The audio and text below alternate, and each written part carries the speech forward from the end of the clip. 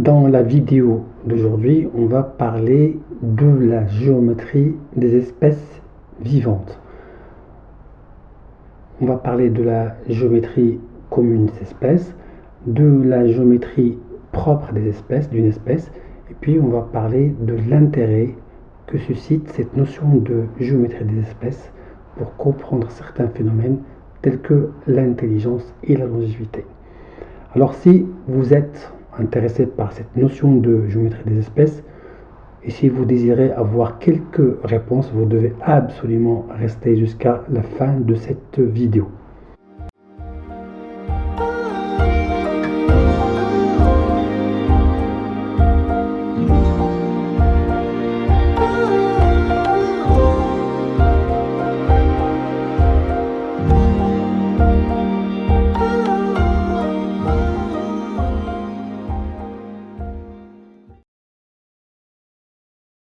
Salut les amis, ravi de vous retrouver après une si longue absence.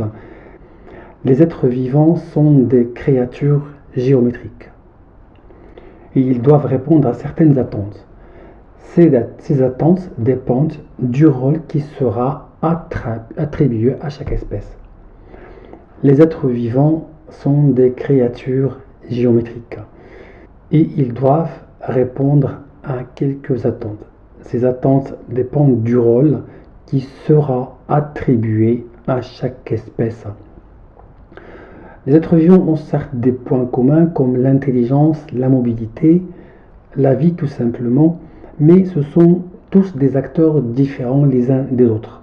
Un homme n'est pas censé mener la même existence qu'une autre espèce, un chien par exemple ou un chat. Pour cette raison, chaque espèce doit posséder des caractéristiques physiques. Moi, je préfère appeler ça des caractéristiques géométriques. Et ces caractères géométriques doivent être adaptés à la compétence intellectuelle de chaque espèce. Vous allez comprendre qu'il est assez difficile de séparer les caractéristiques géométriques des compétences intellectuelles. Nous verrons dans cette vidéo que l'une mène obligatoirement vers l'autre. D'un côté, une intelligence ne pourra être mesurée qu'à partir d'un certain nombre d'actes à travers lesquels elle s'exprime, c'est-à-dire le mouvement, la parole, l'écriture, le dessin. De l'autre côté, la géométrie est une source d'intelligence. La géométrie crée de l'intelligence. C'est grâce à votre géométrie que vous êtes intelligent. Nous avons déjà parlé des états géométriques dans une vidéo précédente. Dans les conditions normales, chaque espèce vivante possède une géométrie. Nous appelons cela une géométrie commune de l'espèce. Cette géométrie commune est fixe depuis le premier élément de cette espèce. Il le restera jusqu'au dernier élément de cette espèce.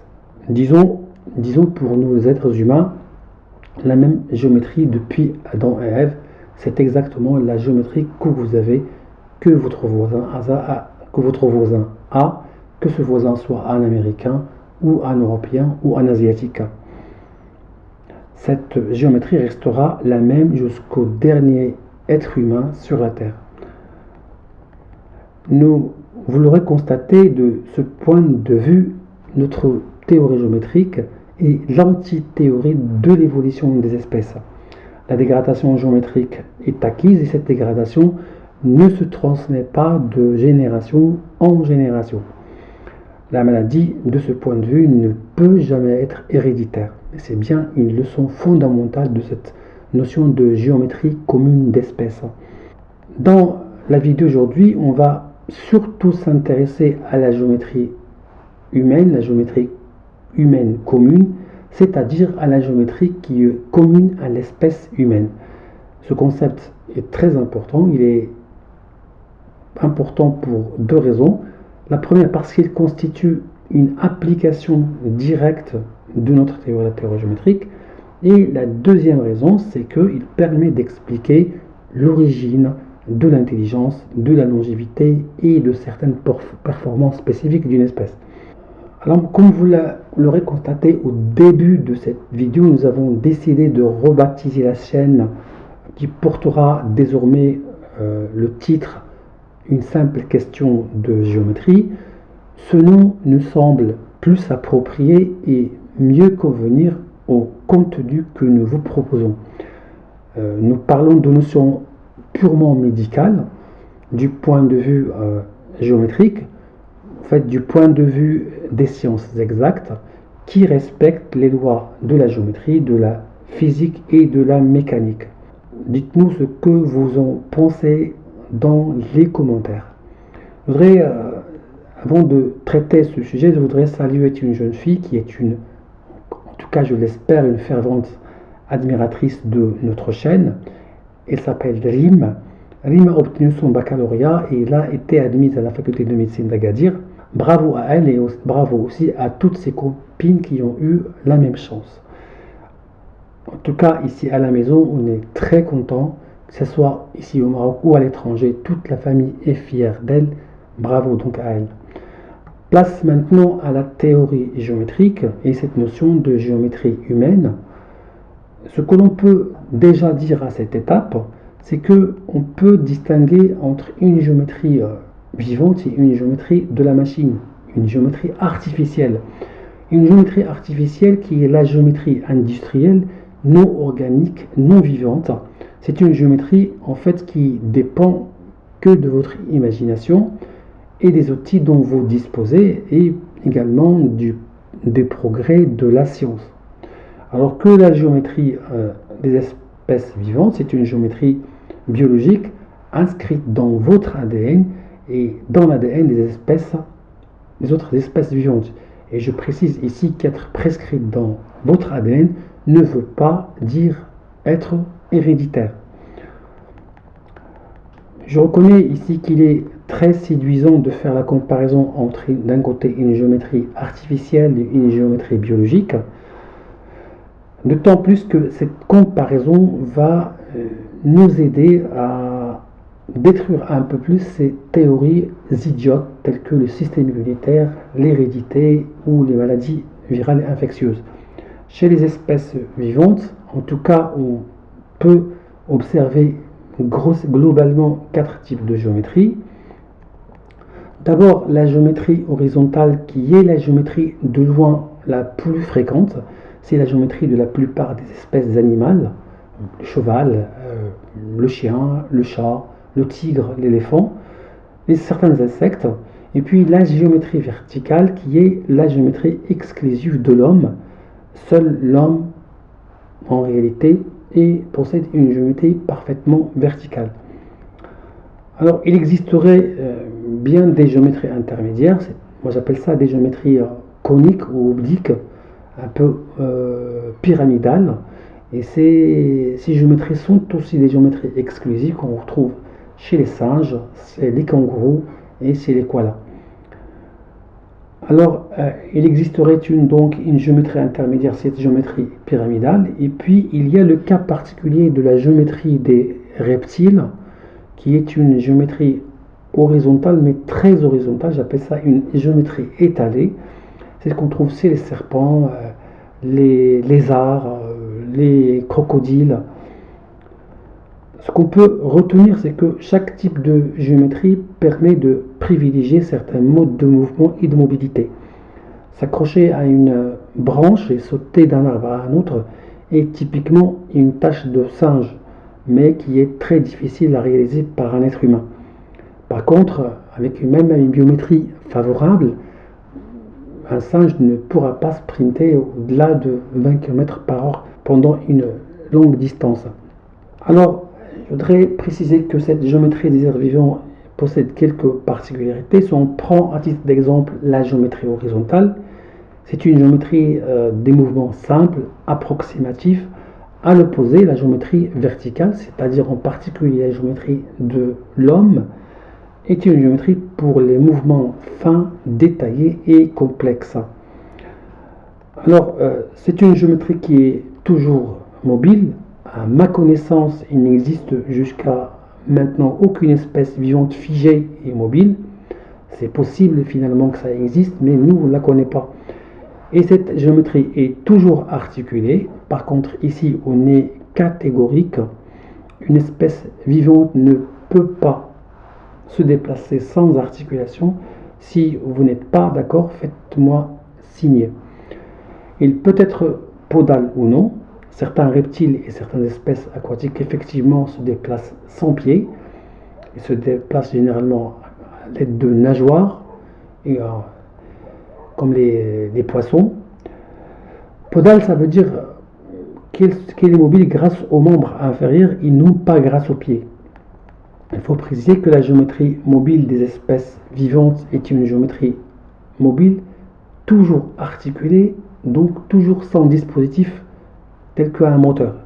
À l'opposé, la géométrie mobile de la machine, la géométrie artificielle, est une géométrie de l'immobilité et rarement articulée. Elle est articulée un petit peu, parfois elle peut être légèrement articulée, mais c'est une géométrie qui est dépendante d'un dispositif, d'un moteur.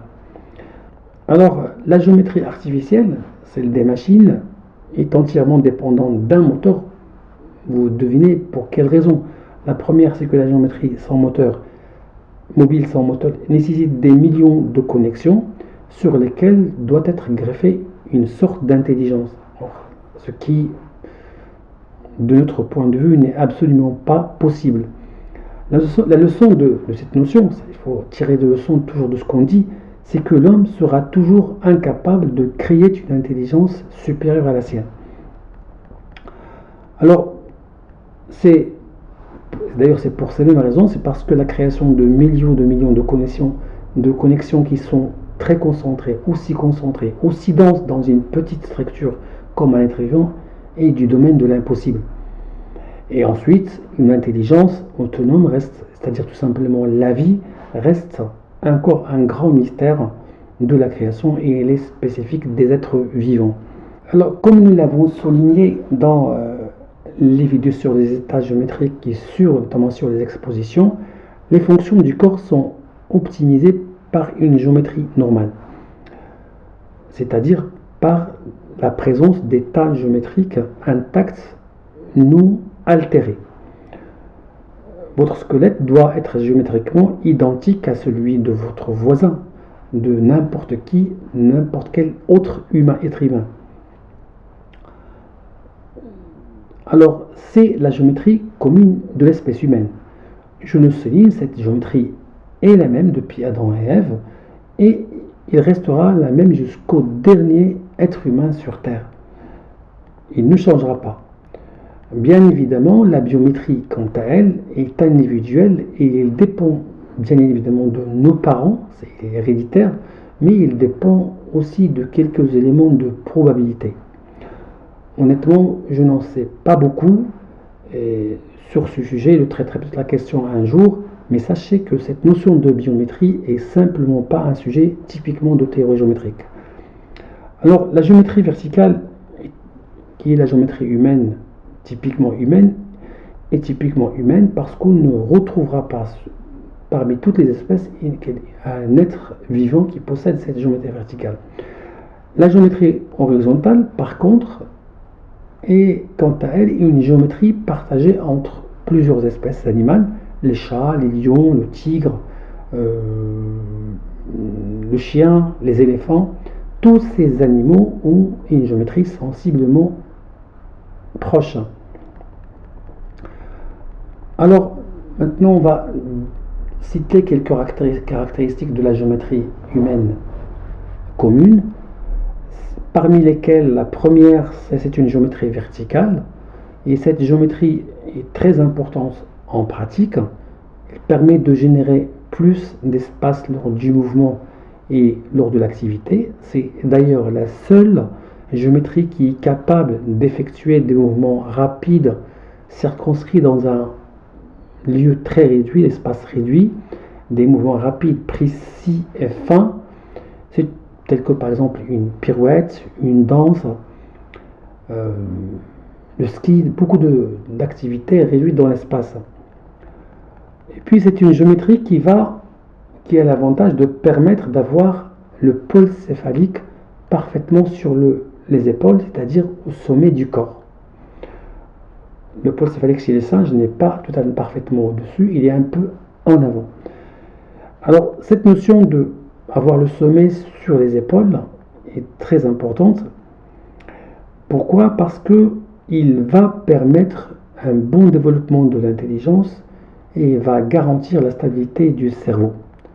C'était donc cette première leçon et l'avantage, le premier avantage d'avoir une géométrie verticale, c'est que la géométrie verticale de l'espèce humaine est une géométrie faite pour l'intelligence. Vous êtes intelligent parce que vous êtes vertical. La deuxième caractéristique de la géométrie humaine, c'est une géométrie articulée intermédiaire. Ce n'est pas une géométrie très articulée, c'est une géométrie assez articulée.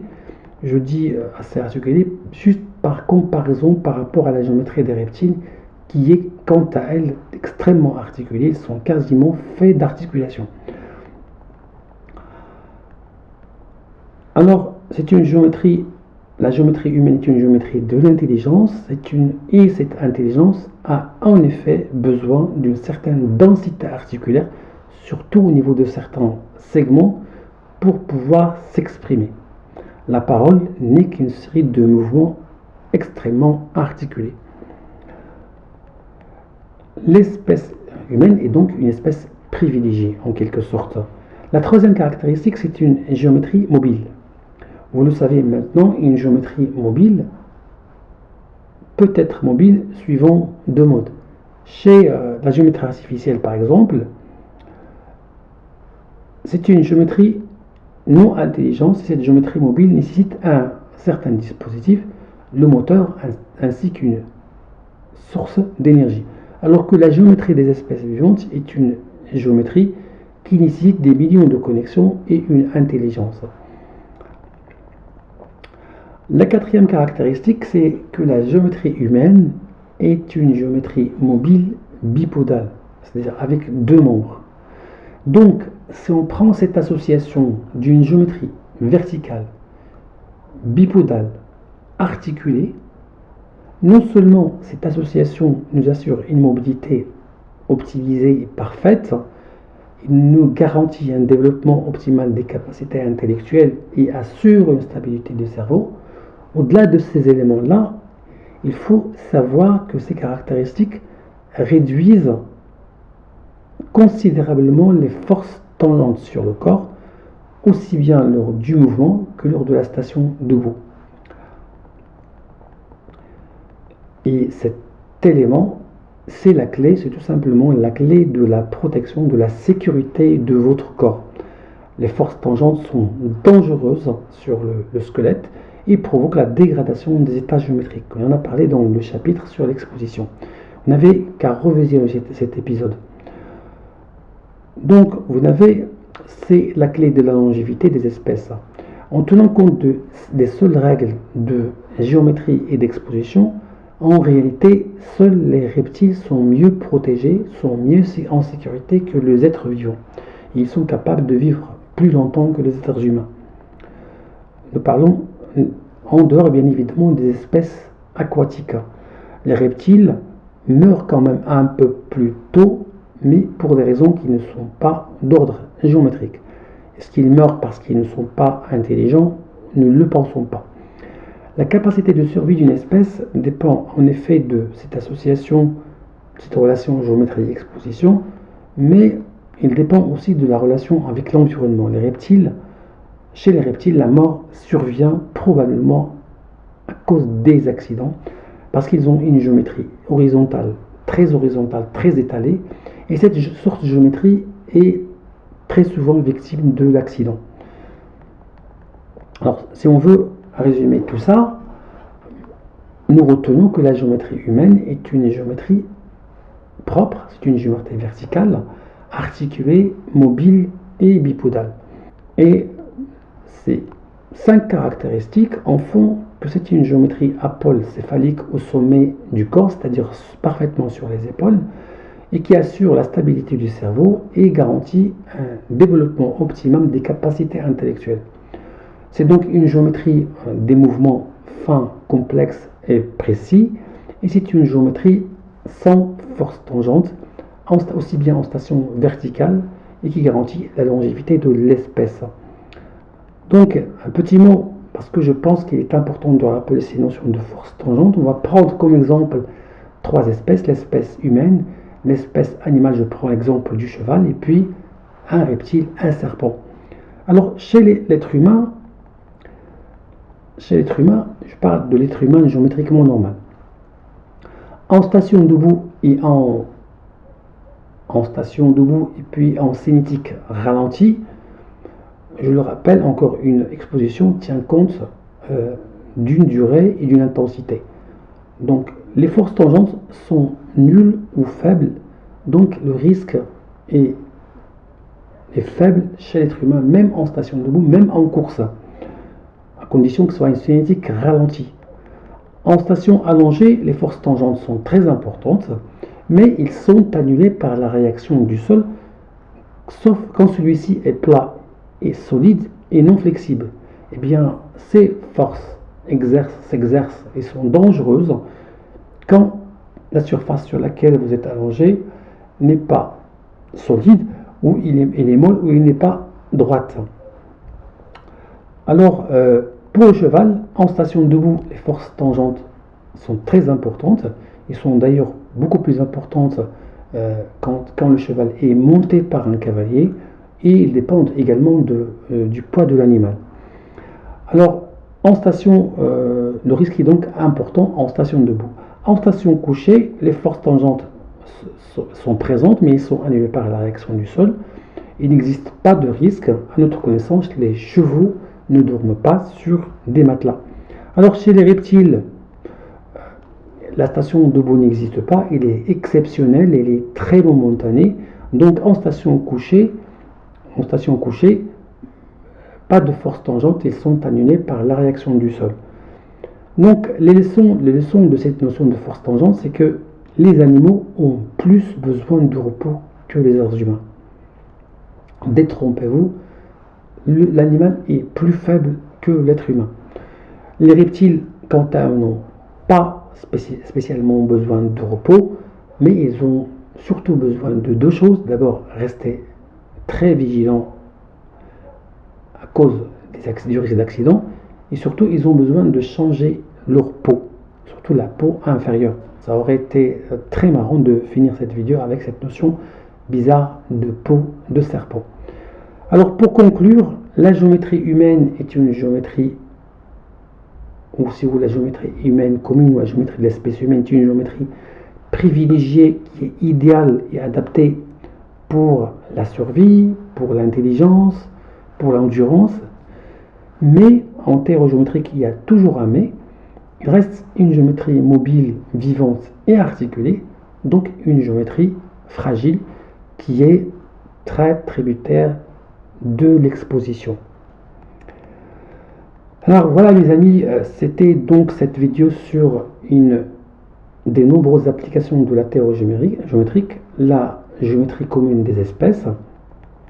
J'espère que son contenu vous a plu. Si c'est le cas, je vous invite à prendre quelques secondes, 5-10 secondes.